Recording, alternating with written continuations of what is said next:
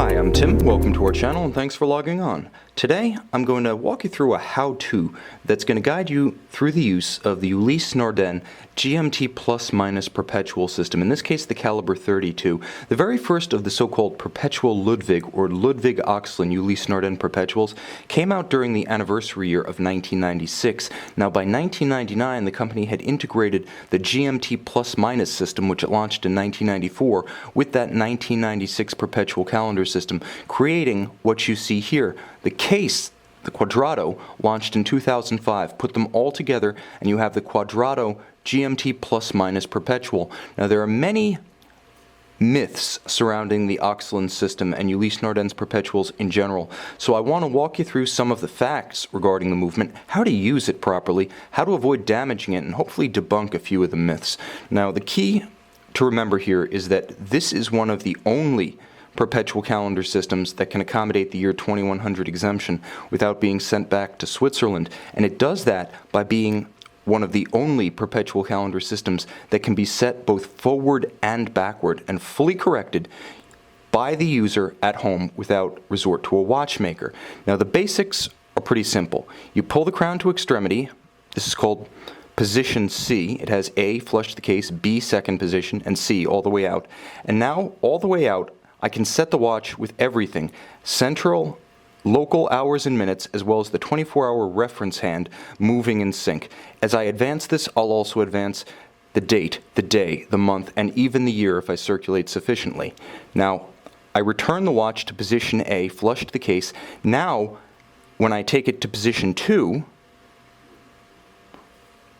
I can do some interesting things here. I can move the date forward and backwards, and you'll note the month just beneath jumps forward and backwards as I advance or retard the date. And that's important because you cannot accidentally advance this watch past the current date and have to leave it sitting as you would on a coordinated calendar with a year, such as the Kurt Claus system seen on IWC's and Jaeger-LeCoultre. Here, if you overshoot, you just back up.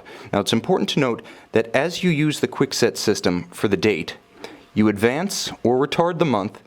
You're also coordinated with the date, or rather I should say the year, date, month, and year. Year being at 6 o'clock, almost kind of blocked below the hour hand, and now you can see it to better advantage. As you advance the watch using the quickset function, you will not advance the day of the week. That can only be advanced by moving the hour hand, either using the crown in position C or by using the plus-minus adjusters. Now let me show you how those work.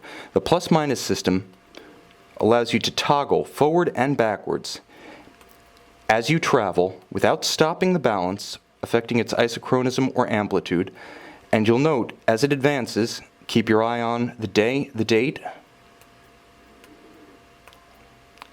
It will advance the day in sequence. The day is the one function that you cannot control using the crown quickset. Now here's the thing. There's a myth that this watch can't be damaged by setting it out of sequence. And that is a myth. If you attempt to set the watch using the quickset function between the hours of 8:30 p.m. and 3 a.m., just as with any other calendar system that's vulnerable while its automatic jump is engaged, you can damage the watch. So it's important, as you set the timepiece, remember, you're still vulnerable to that so-called danger window between 8:30 p.m. and 3 a.m. So it's always best to advance the hour hand to something like 6 a.m., just so you know for sure. Advance it once through the turn of the date, advance it to 6 o'clock, and now you're good to go. Remember, you can move all hands in sync in the outermost position.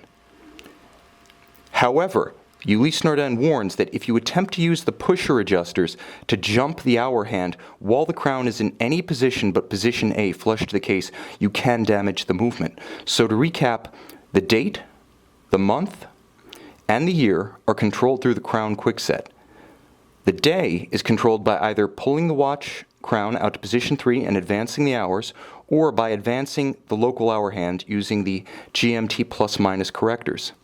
Finally, you can set the perpetual calendar backwards and forwards with no hazard to the movement. Simply don't do so between 8:30 p.m. and 3 a.m. And always remember, when using the GMT plus-minus pushers, always use them when the crown is flush to the case in position A. You can see this Ulysse Nardin Quadrato GMT plus minus perpetual and purchase it on our website.